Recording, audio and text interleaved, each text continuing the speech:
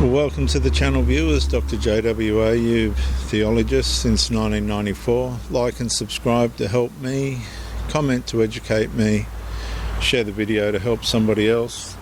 Post-pandemic vaccine therapy journey, episode 11, the second last episode in this series, when trust did not return after the rules ended.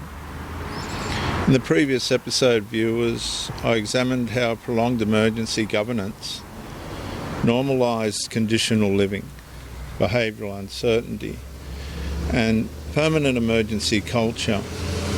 But after restrictions lifted, another problem remained beneath the surface. The rules ended, the distrust did not. At first, many people assumed normality would return automatically once mandates, lockdowns, restrictions and emergency powers faded. The country reopened, travel resumed, businesses restarted, masks disappeared, checkpoints faded, QR codes vanished, and the language of emergency slowly softened.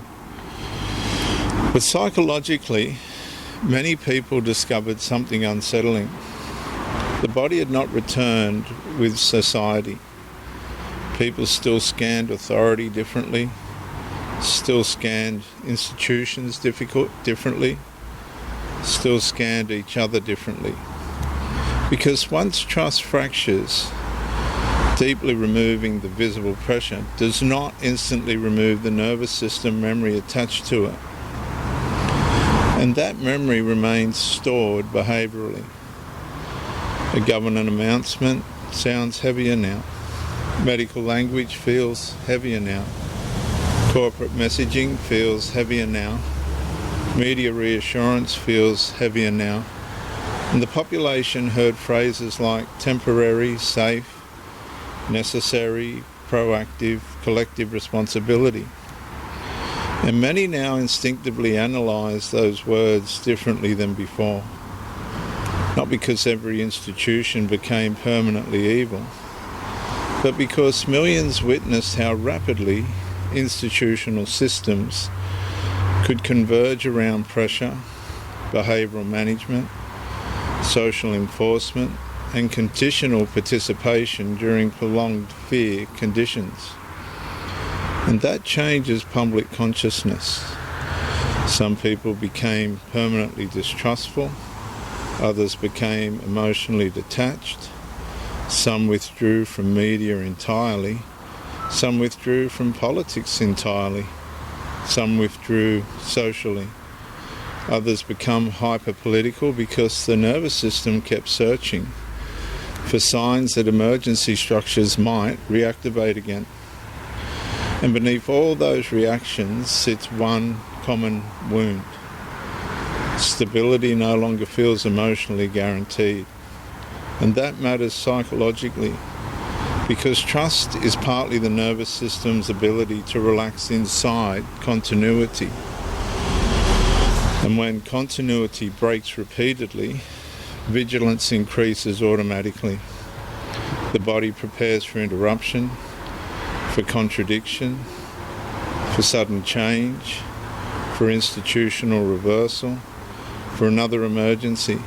And that expectation slowly exhausts populations, especially when no honest national reckoning fully offers or occurs afterwards.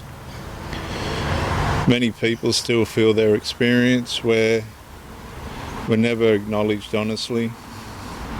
The worker who lost employment, the elderly person isolated from family that lost elderly they couldn't reach or go near, they were separated from, the child psychologically destabilised, the grieving relative denied presence, the citizen publicly ashamed,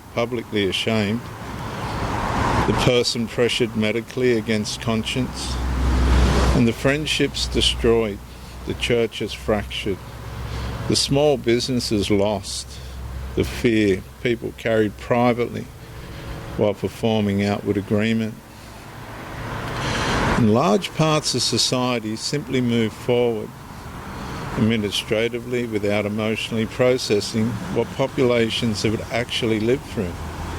An unresolved collective trauma rarely disappears quietly. It leaks outward into distrust, into division, into suspicion, into anger, into emotional numbness, into conspiracy obsession, into institutional fatigue, into public fragmentation. And some people now distrust everything. Others definitely want to trust something again, but no longer know where stable authority feels located. And that confusion creates psychological vulnerability, because populations deprived of trustworthy stability become easier to manipulate repeatedly through fear, outrage, exhaustion, and emotional dependency cycles.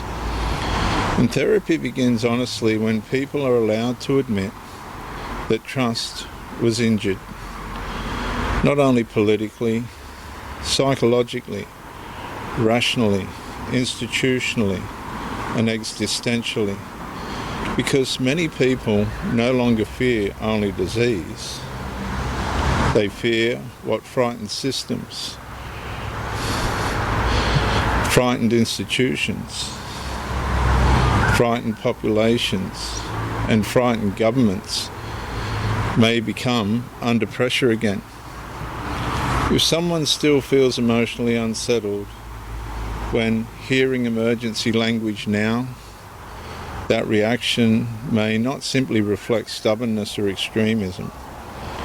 It may reflect a nervous system remembering a period where ordinary trust collapsed beneath prolonged institutional pressure and social fear. Because the pandemic did not only leave economic aftermath, it left populations psychologically uncertain about who, what, and when they can safely trust again.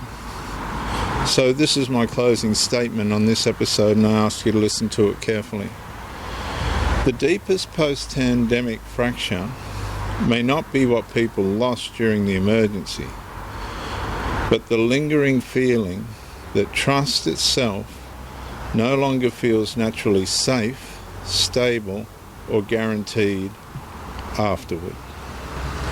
I'm Dr. JWA, theologist since 1994. Like and subscribe to help me, comment to educate me, and share the video to help somebody else.